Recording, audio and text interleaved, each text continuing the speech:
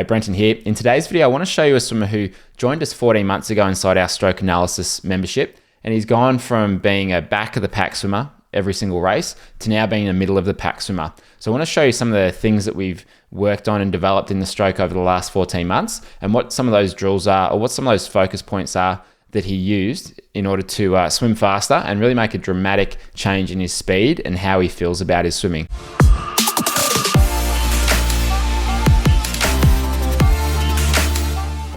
And there's still a lot more that we can do in the stroke, but this is where we're at right now. And over the next 12 to 18 months, I think he can certainly still bring that time down quite a bit. So if we look at the front shot here, there's a couple of things that we initially looked at. Now, we started with the real basics. We didn't go through all these things at once, but I want to talk about the key things that we've changed.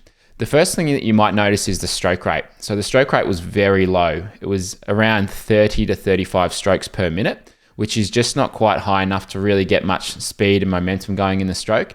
And it doesn't matter how good a swimmer you are, you're going to really struggle to get much speed at all if your stroke rate's that low. So over the last 14 months, we've really worked on developing or increasing the stroke rate to be able to comfortably hold around 60 to 65 strokes per minute in those longer races. And it's becoming a lot easier. But when he first started increasing his stroke rate, he said that he couldn't do more than 2 laps at that 60 stroke rate. So it did take a while to develop it, but it's something that we worked on. Now, how did we go about it?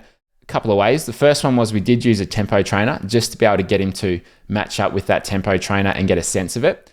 He followed some of the sets inside the video membership that we've got there. But one of the other things he did, and I really like to do this with a lot of swimmers, is that I got him to put a pull buoy in and just put the tempo trainer in, and that's a really good way to get the stroke rate up, because it takes the legs out of it, it takes the balance out of it, and all you can focus on, or all you need to focus on, is just getting those arms turning over. So if you really struggle getting your rating up, you might consider putting a pull buoy in, get your tempo trainer, and just match that stroke rate that we want, because that's going to be much easier to get used to a 60 to 65 stroke rate compared to if you're trying to do it without a pull buoy in. So that was one of the ways that we did it.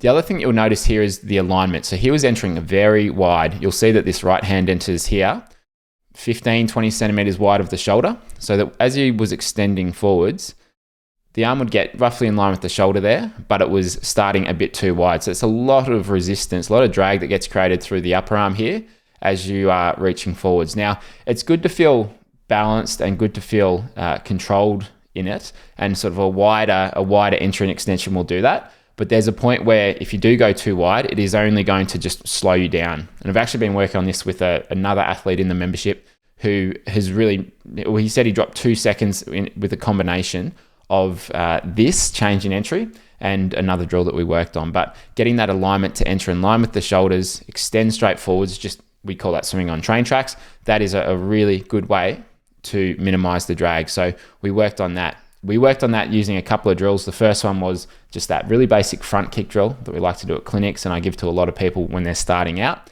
which can just give you the sense and awareness around what the arms will feel like when they're in the right position there. The other thing we worked on was the hands out in front. So you'll see that this left hand was entering really close to the head, just in front of the head there, and going quite deep. I mean, what's that, 30, 40 centimeters deeper than the shoulder. So again, from a drag perspective, that was only slowing him down. What we want to do is get as you know, fingers below the wrist below the elbow, basically having that arm straight out in front in order to start the catch, because then he's got an extra 30 to 40 centimeters to give himself time to set up the catch, and it's also just going to minimize that drag. So we worked on that again with that front kick drill, and we're also doing some drills like the side kick drill and the 616 drill just to help develop that exact same thing. Now on the right hand side, the entry was better. It was out in front of the head, reaching forwards there, which was good, but you'll see here that there was quite a bit of drift up going on right there. And again, from a drag perspective, slowing you down, and it makes it quite hard to set up the catch when the fingertips are the highest part of the arm. So we were able to sort of work on those two things just by using those really simple drills of front kick, side kick, and those 616 drills. All drills that we do in clinics, and a lot of the time I will give to swimmers when they join us inside the stroke analysis membership. The other thing you'll see here, which was part of the reason why his stroke rate was so low, not the whole reason, but part of the reason, was his rotation. So you'll see that the hips here rotating pretty much all the way onto the side to 90 degrees. Now, what we generally want to try and do here, we talk about 45 degrees rotation, give or take 5 to 10 degrees either way. Now, by going so far on the side, we were seeing the legs really coming apart and splaying quite a lot. So looking from the front, it's quite a good angle here to see. You'll just see how wide apart the knees are here, how wide apart the kick is, and just how far the hips were getting on the side. So while you definitely need to rotate and you really want a lot of that drive and that initiation of the rotation to come from the hips. If you go too far, you tend to lose balance. And we were sort of seeing this here. So one of the other things we had to work on was just bringing that back down a little bit. So you can see probably see it better here. So you can see with that rotation now that he's brought it back down to about, good, yeah, much better. So it's a little bit more on one side, which is here. And then on the other side, it gets down to about 30 degrees. So that's much better. And we talk about it being okay to have an uneven stroke, as in like you can rotate more to one side than the other. And we sort of see this here. So more on that breathing side, a bit less on the other. So it's that better control through the hips that will help you increase the stroke rate and do a number of other things as well. So we looked at that. Now we talked about the knees and the inner thighs really being too far apart, as well as the feet. So in order to reduce the drag, we had to minimize the size of the kick and minimize the splay of the legs, and just basically bring the inner thighs and the knees a bit closer together. So while they will certainly kick apart, move apart, we want this gap to not be really, really wide, because you tend to lose a lot of the tautness and control through the core in the midsection that way. So a drill that we did there was we got the kickboard, put it between the legs like a pool boy. And the reason that we use a kickboard with that, and I credit Miguel Lopez in Tanjapura in Thailand, I got this drill from him. Because the kickboard is so narrow, you've got to keep a little bit of engagement through your core and through your inner thighs here to keep it between your legs, whereas a pool boy is generally a bit wider. So with that kickboard between the legs, it teaches you the right sort of engagement through that midsection. So that was one thing that certainly helped him bring the legs closer together and tighten up that kick. And the other thing that we sort of worked on there as well was the overall posture of drawing your belly button into your spine, squeezing your bum cheeks together a little bit, and straightening out through the hips, as opposed to having no engagement through that midsection and just kind of having this big bend through the hips. So that was another just sort of focus point that we worked on over the last 14 months there.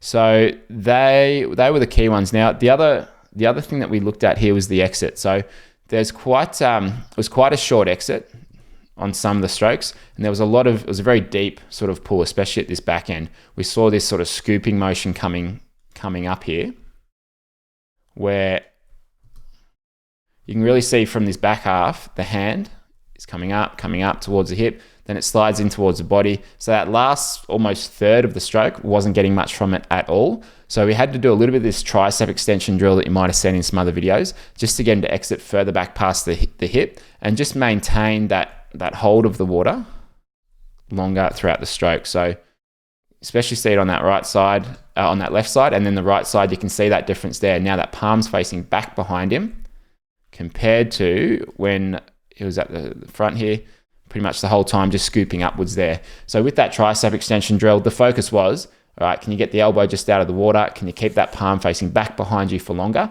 and not come from quite as deep? So I think for the majority of the strokes is pretty much doing that now.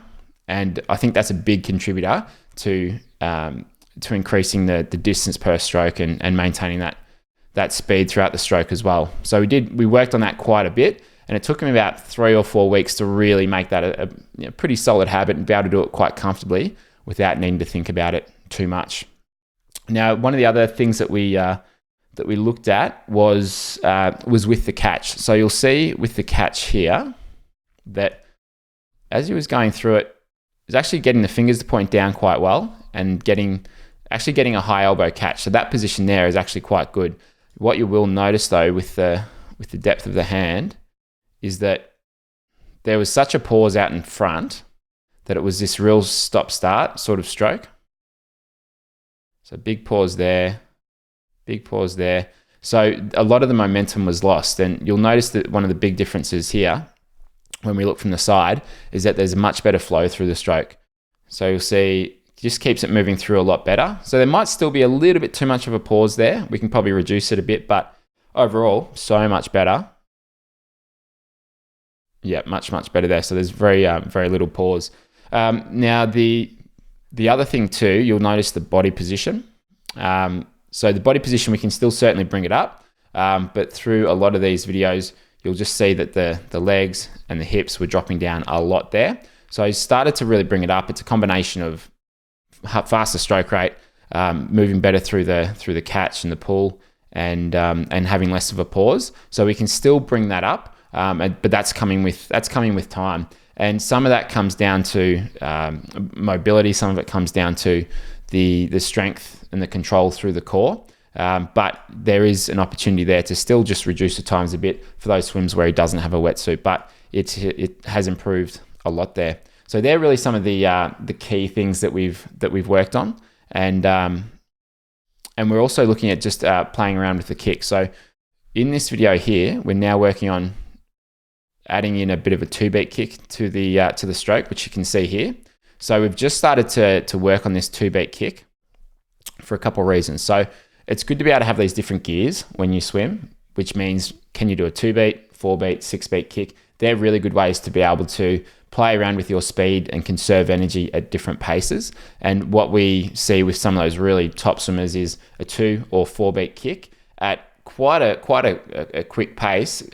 You can really sustain that sort of kick for very little effort compared to maintaining a 6-beat kick. Now, obviously, it depends on what events you're doing. If you're training for open water, you're doing triathlon, it is really good to be able to do a 2 or 4-beat kick. And check out one of our videos that I'll link to below if you don't know what I'm talking about there. I've talked a bit about the 2, 4, and 6-beat kick, but a 2 and 4-beat kick can be very good at conserving energy.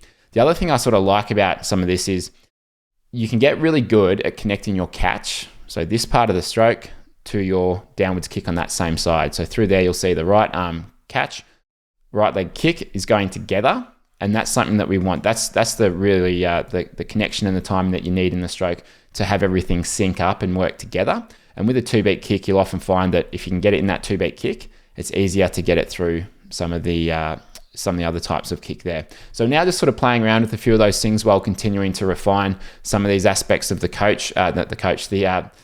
stroke, and also the catch position and so on. But he's come a long way from back of the pack to mid pack swimmer now, and so we'd want to be starting to edge towards that top 25 to 30% over the next 6 to 18 months. Everyone's different. Everyone progresses at different times. But what this swimmer has done here really well is being consistent with sending videos. So roughly every 4 to 6 weeks, he's sent in videos, and sometimes he's been able to make the change straight away. Sometimes we've had to go, all right, hang on a minute, we might need to take a different approach. So no matter which approach you take, it's just that consistency, getting in the water regularly. I like to say at least 3 times a week.